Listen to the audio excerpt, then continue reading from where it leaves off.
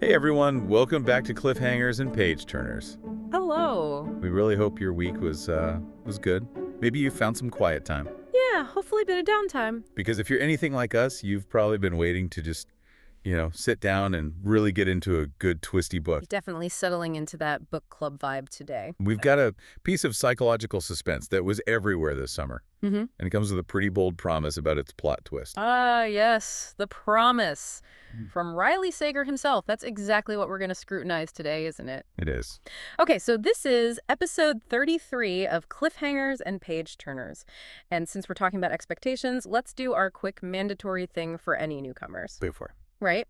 If you're into gripping book discussions and like really wild plot twists, you should definitely hit that subscribe button. Please do. We drop new episodes, discussions like this every Friday on all the podcast platforms. But remember, for the full library, all the older episodes, you can only find those over on YouTube.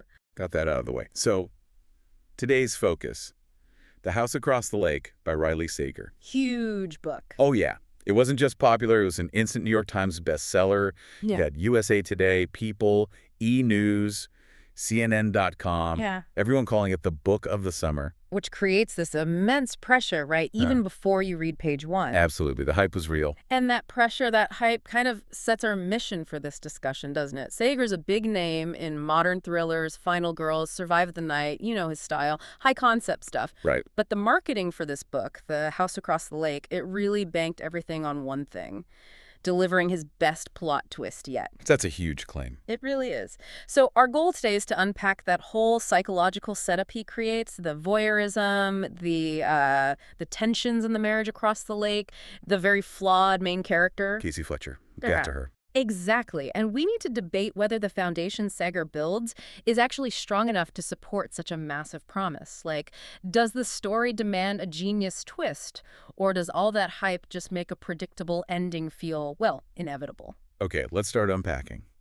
And Casey Fletcher seems like the perfect place to begin. She carries the whole narrative, really. It does. So we meet her. She's a recently widowed actress, and she's basically run away from the city because, as the book says, she's on a streak of bad press. She escapes to her family's lake house up in Vermont, looking for that, classic thriller setting goal, peace and quiet. Which she probably won't find. Probably not. But that phrase, a streak of bad press, it just jumps out, doesn't it? That's a lightning rod. Totally. Sager uses this damaged protagonist trope, I think, pretty ruthlessly. And we should probably talk about why authors do that. Yeah, why start there?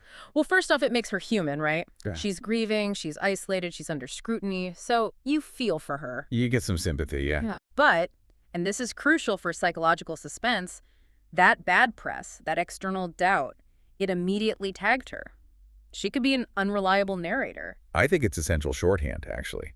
And it does more than just hint she might be unreliable. It explains why she's so isolated. Okay, how so? Well, if the media's painted her as problematic, if people already doubt her, maybe they blame her for her husband's death, who knows, maybe some scandal. Right, lots of possibilities. Then anything she sees later, any suspicions she has about the neighbors, they can be easily dismissed. By the police, by anyone else, maybe even by us reading it. Ah, I see. It puts the reader in a tricky spot. Exactly. Do you trust this voice, even though the author's basically waving a flag saying maybe don't? And we can speculate about that bad press, too. Was it professional? Like a movie bombed? Or maybe a public meltdown? Or something personal, connected to her husband's death, maybe suggesting she was reckless or unstable? The ambiguity works, though. Sager doesn't spell it out immediately. Because her reputation, the fact that she has this flaw, that's the engine. It pushes her to the lake, and it pushes her to watch other people instead of dealing with her own stuff. And how she watches them? It's brilliant. Or maybe just completely reckless. Tell us about it. She's armed with a pair of binoculars and several bottles of bourbon. Ah, the perfect escape kit. Right? It's like the ultimate self-medication meets aggressive observation combo. She's not really seeking peace, is she? She's seeking distraction. And the bourbon clouds her judgment while the binoculars give her this, false sense of connection or closeness. It's the perfect storm for a thriller setup. Absolutely. Yeah. That tension in watching others, the whole voyeurism thing, that's the core mechanism here. She's building a whole story in her head about this couple across the water. Filling a void, maybe. The grieve, the public failure. Exactly. Filling it with their drama. Yeah. And that tagline is just chilling. Be careful what you watch for. Yeah, because what you find might not be what you expect, or maybe it's about what you project onto them. Ooh, interesting point. What your own issues make you see. And the people she's watching, they have to be perfect foils for her, right? Everything she's lost or maybe never even had. Enter Tom and Catherine Royce. Yep. He's the powerful tech innovator, suggests money, modernity, control maybe. And she's the gorgeous former model. So beauty, maybe past fame, surface perfection. They are, like you said, the aspirational domestic horror couple. Peak curated perfection on the outside. Which makes the inevitable cracks even more compelling. Okay, but here's where I have to maybe push back a little critically. Go on. This trope, the glamorous, wealthy couple who secretly hate each other or have dark secrets. I mean, Gone Girl, the girl on the train, the woman in the window. Isn't it just really common now? Does it risk feeling a bit tired, a bit predictable for readers who know the genre? That's a fair point. It definitely risks predictability if that's the only thing going on, if that's the final layer. But I'd argue Sager uses it more like structural shorthand, like a piece of genre furniture we all recognize. Okay, explain that. We instantly get the setup. Beautiful, successful people, they must be hiding something awful. That recognition lets Sager skip the slow burn of introducing them and just jump straight into the brewing crisis. So it speeds things up? Exactly. The glamour isn't just glamour, it serves a purpose. It maximizes the contrast with Casey's messiness. And, the shinier the surface, the more spectacular the shatter when it breaks. Okay, I can see that. It's a narrative accelerant. Pushes us into the secrets faster. Precisely. And speaking of acceleration, the story does shift gears pretty quickly from her just watching to her actually interacting with them. The inciting incident. Which is Casey saving Catherine from drowning. One day out on the lake. That's such a smart move. It completely shatters the barrier between observer and participant. Yeah, before that, the Royces were just images through binoculars. Now, she's physically connected to Catherine's survival. It gives her immediate access, too. And it's not suspicious access, right? She saved her life. And think about the psychology of that. Saving someone's life. It creates this intense, instant bond. It bypasses all the usual social steps of getting to know someone. You jump straight to intimacy born from crisis. Yeah, so this budding friendship forms. And suddenly, Casey has a front row seat to their lives. No binoculars needed. But now the danger isn't just theoretical, something she's watching. It's potentially personal. She's in it. And once she's in, those cracks in the perfect facade start showing immediately. Right. Sager makes it clear. As Casey gets to know Catherine and, crucially, keeps watching, probably it becomes clear that Catherine and Tom's marriage isn't as perfect as it appears. The calm surface of the lake, the calm surface of the marriage. Nice parallel. Very much intended, I think. So speculation time. Based on Tom being this powerful tech innovator and Catherine being a former model, what secrets are we kind of primed to expect? Control seems like the big one. Control is definitely number one. The powerful tech guy, maybe he's used to being dominant at work and at home. Emotional manipulation. Financial control. Even surveillance. Ooh, surveillance would be ironic, wouldn't it? The guy possibly spying on his wife is being spied on by Casey? Totally. So we're thinking maybe emotional abuse, maybe affairs. Or maybe Tom's tech innovations aren't quite ethical, and that's spilling over into their life. Could be. The main thing is that toxic vibe under the glossy surface. That's the engine driving the immediate suspense. And then the core mystery drops. Catherine vanishes, just disappears. Boom. And this is the trigger moment, right? Casey's voyeurism instantly flips. She's not just watching anymore. Nope. She becomes an investigator. And her first suspect? Tom Royce. She immediately suspects foul play. Now this is where Sager really plays with the reader, I think. He's asking us to trust Casey. The damaged, possibly unreliable bourbon-drinking Casey with the bad press? Yeah. She's convinced the rich, powerful husband is a killer. It's such a classic setup. It tests our judgment just as much as it tests hers. But let's pause on that. Critically speaking, if the main suspicion is that obvious controlling husband kills unhappy, beautiful wife, isn't Sager kind of tipping his hand too early? That's what I was thinking. It feels like the biggest, brightest red herring imaginable, especially for a domestic thriller. It absolutely has to function as a red herring. Has to. Or has to. Because if Tom is just the straightforward killer, then the book completely fails on that promise of the best plot twist yet. Yeah. That would be anticlimactic, given the hype. Okay, fair. Sager's smarter than that. He knows his audience reads a lot of thrillers. They expect this pattern. So pointing the finger squarely at Tom has to be misdirection. To distract us from the real secrets. Exactly. Making Casey suspect Tom is just the plot engine needed to turn her from passive watcher into active detective. It puts her in danger, raises the stakes. And the book keeps reminding us, doesn't it, that the twist needs to be huge. It says, what she doesn't realize is that there's more to the story than meets the eye. And that shocking secrets can lurk beneath the most placid of surfaces. That placid surface again. And we have to circle back to that People magazine quote. Calling this Sager's best plot twist yet? That sets the bar incredibly high. Extremely high. We know Sager's played with identity twists, messed with timelines, used unreliable memory before.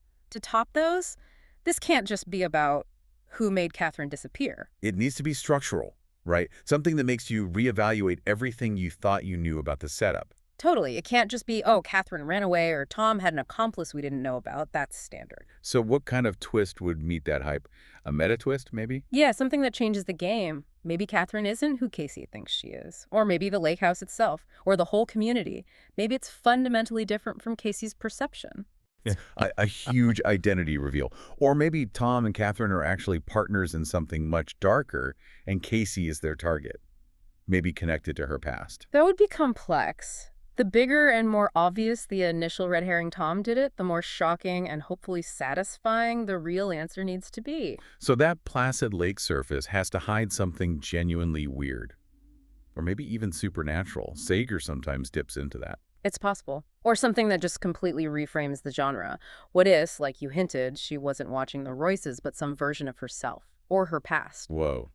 Okay, that would be structural. That would earn the hype. Whereas if the twist is just, oh, she misunderstood something because she was drunk, well, that would feel like a massive letdown. Definitely. Okay, this actually leads us nicely into thinking about the context. We've been focused on the house across the lake itself, but where does it sit in the bigger picture? Like, looking at other bestsellers from around the same time tells us something about what readers want right now. Good idea. And what jumps out right away is just how dominant psychological suspense is. But it comes in different flavors. Sager's flavor is definitely the domestic thriller, heavy on the voyeurism, the unreliable narrator. So let's compare. You look at the charts, and Colleen Hoover's Verity is Masser, another psychological thriller, right? Focused on deception, manuscripts, asking whose truth is the lie. Yeah, Sager's doing something similar with Hidden Realities, but he uses the physical distance, the lake, the binoculars, to explore that gap between watching and knowing. Hoover often uses found documents, diaries. Right, different tools, similar theme. Then you contrast Sager with, say, David Baldacci's The 6.20 Man. Very different. Baldacci's connecting murder to big finance, corruption. It's external, large scale. Global stakes, almost. Sager gives us this contained, intense personal drama. The stakes are a marriage, a life, a reputation, and clearly readers want both kinds. The huge conspiracy and the secrets next door. And then there's Ruth Ware's The It Girl, also on that list. That one's about a decade-old murder at Oxford. It leans heavily on past events, unreliable memory. Which connects back to Sager, doesn't it? Both use the idea that the past isn't really past, and the protagonist's view is warped by their own history. Casey's view of the Royces is shaped by her trauma, just like Ware's protagonist is haunted by her memories. It feels like readers are just generally suspicious now. We don't just distrust the bad guys. We just trust the person telling the story. Exactly. And if Sager's twist really works, it's because it plays on Casey's bias, the idea that she sees what her own pain primes her to see. We also have to acknowledge Colleen Hoover's incredible dominance beyond just Verity. It ends with us in ugly love up there, too, intense romance, emotional journeys. Yeah, that's huge. It shows readers aren't only looking for suspense and murder, they want strong, visceral, emotional experiences, whether it's fear from Sager or heartbreak from Hoover. It points to a desire for high-impact reads, things that grab you immediately, which Sager definitely delivers in the thriller space. And don't forget the YA connection. Jenny Han's The Summer I Turned Pretty being huge, partly because of the streaming show. That's such a key point now. Adaptability. Visual potential. Totally. You read The House Across the Lake and you can instantly picture it, right? The isolated house, the water, the glamorous couple with that hint of danger. Sager's settings are very cinematic. Definitely. Then you have the more prestige entries on the list, where the crawdads sing, Another book-to-film success. And that one's interesting because it blends genres, mystery, coming of age, nature writing. It offers something a bit more layered, maybe. Yeah, it mixes literary feel with the suspense plot. Sager sticks closer to the pure psychological thriller formula, which maybe meets a more direct need for that specific kind of tension. And contrast that again with Daniel Silva's portrait of an unknown woman. Spy novel, art forgery, completely different world. High-stakes espionage versus localized personal drama. Silva offers escapism into an exotic world of spies and art. Sager offers escapism into, well, your potentially murderous neighbor's secrets, which can feel scarier because it's closer, right? Definitely more relatable in a creepy way. Yeah. And this idea of escapism and setting seemed to tie a lot of these bestsellers together. You mentioned Elin Hilderbrand's The Hotel Nantucket Scandal in a desirable summer spot. Or Taylor Jenkins Reid exploring big life choices maybe in another life. Setting and theme are huge draws. So Sager's promise is escapism, but with darkness lurking. The House Across the Lake is pitched as the ultimate escapist read. No lake house required. And why is that isolated, beautiful setting, the lighthouse, so perfect for psychological thrillers? Well, isolation means no easy help, right? Trapped. And the water itself, that placid surface. Hiding secrets underneath. Deep, dark, dangerous secrets. It's the perfect metaphor. The contained setting just ramps up the claustrophobia. Okay, so let's bring this all together. Why does this book matter right now? Especially for, say, the listener who wants those quick, high-impact reads, the ones that give you that ha-ha moment. Well, it matters because Sager is really good at crafting these high-concept thrillers that grab you instantly. This book is basically engineered for immediate satisfaction. It sets up a puzzle and promises a huge payoff with that twist. It feeds that need for a big reveal. Exactly. The setup, unreliable witness, perfect couple hiding things. It's familiar territory, yes, but the promise is that he'll flip those expectations in a really clever way. It's like an efficient suspense delivery system. But the risk, we had to talk about the risk again. That promise, best plot twist yet, is so specific and so loud. Huge risk. The formula itself is well-worn. Unreliable narrator, potential murder. If the twist turns out to be something we've seen variations of a dozen times, like, oh, she just imagined it all, or misunderstood because of the bourbon. Yeah, or just a minor tweak in motive. It won't just fall flat. It'll feel like a cheat, given the marketing. It really needs that structural genius we talked about earlier. I absolutely agree. The bar is stratospheric. The twist needs to feel both surprising and inevitable in hindsight. It has to make you rethink the entire book. Which leads us perfectly to the final thought we want to leave you with, something to chew on. Okay. So if this whole story revolves around Casey watching other people obsessively, Which it does. and we know she has this murky past, the bad press, the recent widowhood, what secrets could Casey herself be hiding? About her own life, her husband's death, the reason for her bad reputation. Secrets that might actually be the hidden key to understanding what happened to Catherine. Ooh, that's good. So the answer isn't across the lake at all. It might be right there with the watcher. What if Casey isn't just an observer, but somehow the catalyst or the real focus? Now that kind of reveal, that self-implication, that might just live up to best plot twist yet. It would certainly make the whole voyeurism theme much darker, much more personal, wouldn't it? It really would. Well, thank you so much for joining us for this discussion on The House Across the Lake. Yeah, it was fun digging into this one. We definitely recommend checking it out if you haven't already. Maybe. Maybe go easy on the bourbon while reading, though. Sound advice. And we really appreciate you listening and engaging with us. If you found this analysis helpful, please do share it, like it, and subscribe to Cliffhangers and Page Turners. Yes, please. And we want to hear from you. Head to the comments. Yeah. What do you think that best plot twist yet could possibly be? Seriously, let us know your theories. We love hearing them. And definitely make sure you come back next week. Oh yeah, next week is going to be intense. Join us for episode 34, where we're going to be breaking down a true crime classic, Vincent Bugliosi's Helter Skelter. That will be a very, very different kind of discussion. Indeed. So until then, keep reading. And maybe be a little careful about what you're watching.